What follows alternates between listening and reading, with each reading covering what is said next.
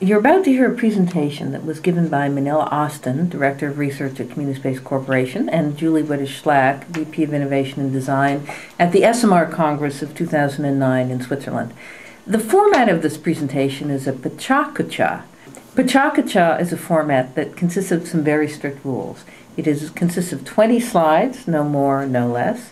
Each slide must have minimal to no text on it, and the talk track for each slide should be 20 seconds, and the slides, in fact, auto-advance every 20 seconds. So the net is a 6-minute and 40-second presentation that we hope and trust you will find engaging. It addresses research that was done by Communispace and is summarized in a white paper also available on our site called From C-Suite to Main Street, Bridging the Divide. What's on your mind? What are you doing? Broadcast yourself. That's what North Americans are doing in record numbers. The use of social networking sites and applications is growing exponentially, with almost 60% of the U.S. population using the internet on a regular basis.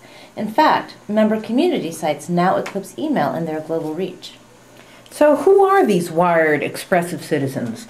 The ones getting the most press from social media pundits are cranky customers.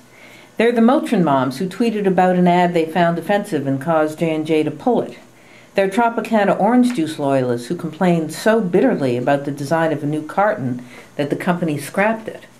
They're also brand loyalists and would-be inventors, highly engaged customers who are using social media to engage with brands in open forums and private communities, to suggest as well as to rant.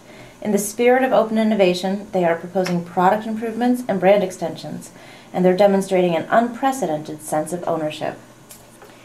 Fueling, in some cases creating the frenzy, are the media and the army of social media consultants who promise to teach brands how to listen, influence, sell, and grow by harnessing, channeling, guiding, incenting, praising, or simply repeating the mantra, "Customers in control." But does the average consumer actually feel in control? Communispace compared survey responses of 56 marketing and consumer insights executives, the C-suite, to 529 typical consumers, the Main Street, members of our private online communities. What we found tells a compelling story about the divide that exists even in this age of connection. Here in the C-suite, I'm simplifying, making changes at an individual level, cutting back on entertainment and eating out less, staying home more. It's actually kind of nice. On Main Street, I'm struggling in ways that affect the entire household. Shopping with coupons, buying discount items, selling my personal books and CDs, feeding my family less fresh food and meat. The recession has made me reflect on my values. My life would be better if I had more time, an improved relationship with family and friends, an overall better approach to life. I'm angry, and I blame everyone for the mess we're in. Myself, politicians, and big business. My life would be better if I'd gotten more education and lived in a better society, period. My motto is do it right now. I'm captain of my own destiny.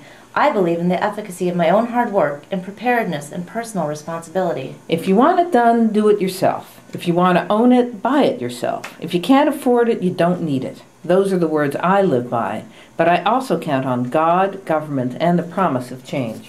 But for all these differences, there are commonalities. For what is probably one of the first times in American history, neither group strongly believes that our children will have a better quality of life than we have. And those of us in the C-suite, perhaps because we have already achieved higher standards of living, are slightly more pessimistic about our children's futures. I'll tell you what else we have in common. None of us think that we'll be able to afford to retire by age 62.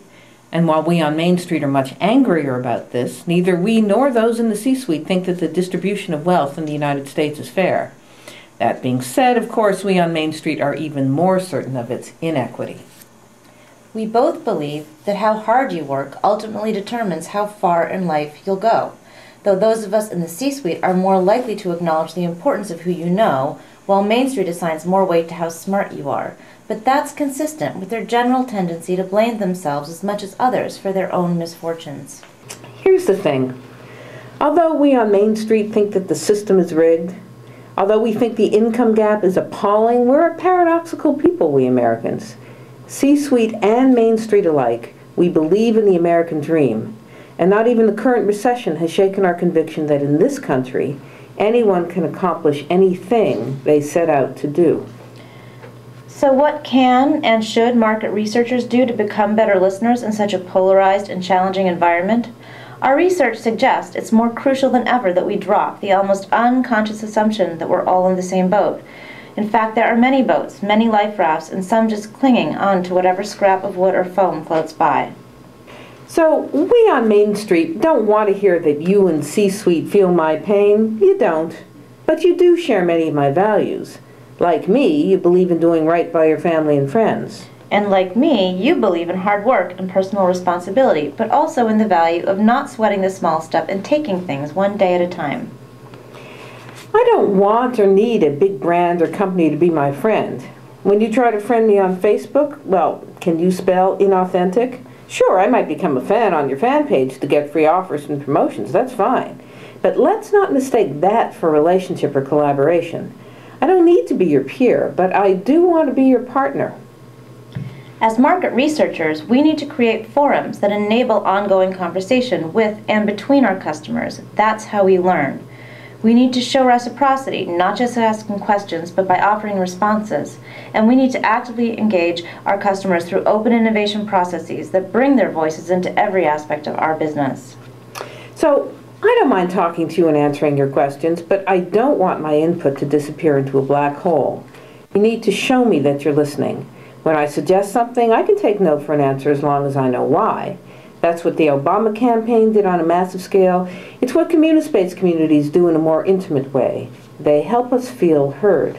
Connectivity and social media tools can be invaluable to us as market researchers, but we have to employ them respectfully. So use Twitter not to spam people, but to listen to their complaints and give them timely customer support.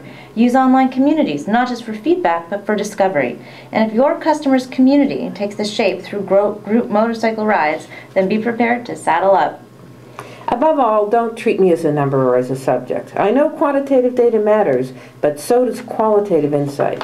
So come out from behind the glass, show your humanity, and let's go for a walk together on a level playing field where neither of us has a lot of power, but we both have just enough to learn from and honor each other's perspectives. In the words of a community-based community member.